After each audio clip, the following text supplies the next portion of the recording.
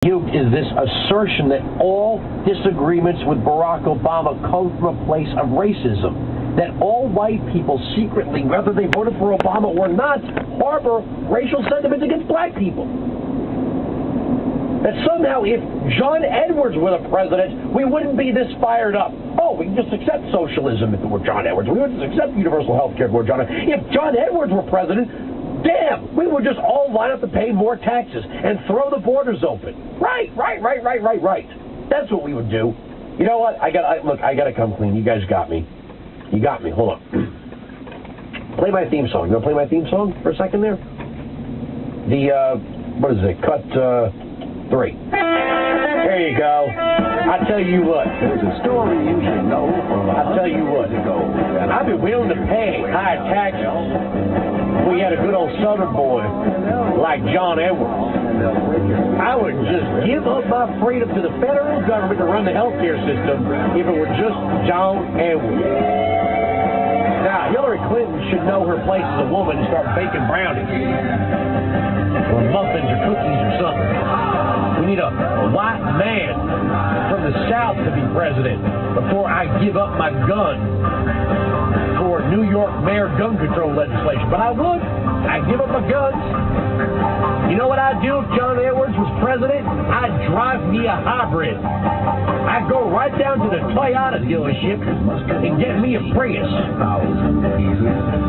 I might even stop eating meat. John Edwards is president. You know what would be great if John Edwards was president? I got one for you, gay marriage. I think two guys should get married, but only if you have a Southern white boy as president. But under this Barack Obama fella, I ain't going to sign on to anything as long as we have a black guy in the White House. Hell no. I don't want lower taxes and my guns, and I don't want gays getting married. And I'm going to drive a Ford F-150, and I'm going to eat red meat until you get a Southern white boy to be president. Then you can have all this other nonsense. 1-866-95-PATRIOT. 1-866-95-PATRIOT. Now, here's some audio of the Today Show with Matt Lauer and Michael Eric Dyson and Frank Luntz from Fox News on Joe Wilson's You Lie. Now, listen to this very carefully. They're analyzing Maureen Dowd's statement. Again, this is one hand up the bat. Maureen Dowd says that she heard Joe Wilson say, "You lie, boy. Nobody can find this." But Michael Eric Dyson is not satisfied with that. He's got to put one hand up the bat over Maureen Dowd. Listen to this very carefully. Let me read you both something that Maureen Dowd wrote in her column this week, and it's quite inflammatory. She wrote this, and she's talking about the incident at the speech before the joint session of Congress. The normally nonchalant Barack Obama looked nonplussed as Nancy Pelosi glowered behind, surrounded by middle-aged white guys, a sepia snapshot of the days when such pals ran Washington like their own men's club. Joe Wilson yelled, "You lie," at a president who didn't. But fair or not, what I heard was an unspoken word in the air: "You lie, boy." Frank, did you hear that word? Absolutely not. The anger is not directed just towards Barack Obama. It's directed towards members of Congress. It's directed towards the Senate. It's directed towards the media, towards unions, towards institutions that we feel have failed us. Michael, did you hear "you lie, boy" in that comment from Joe Wilson? That and a lot more. You uppity in and so on. Here's the point, Matt. You really heard that? Well, obviously I didn't physically hear that, but the implication, the inference.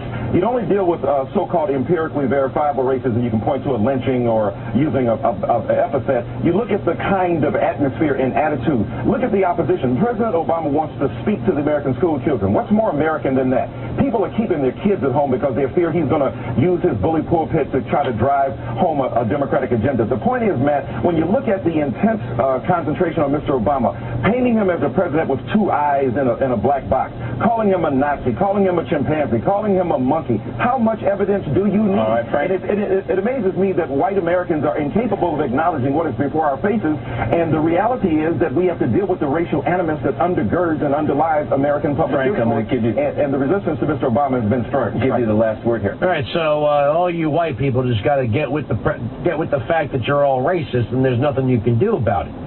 And anything you say or do will be considered racist. I mean, no matter what you do. No matter what you say and what you do, according to people like Michael Eric Dyson, you are a racist. There's no getting around it. Any criticism of the president, You might as well call him a monkey. 1-866-95-PATRIOT. There's no debating with that. I would love to. I think I'm one of the few people who could take on Michael Eric Dyson and beat him in a debate because I just won't let myself get frustrated by his rat-tat-tat iambic pentameter race-pimping speak, which is what that is. Let's see. Beth, North Carolina, you're on the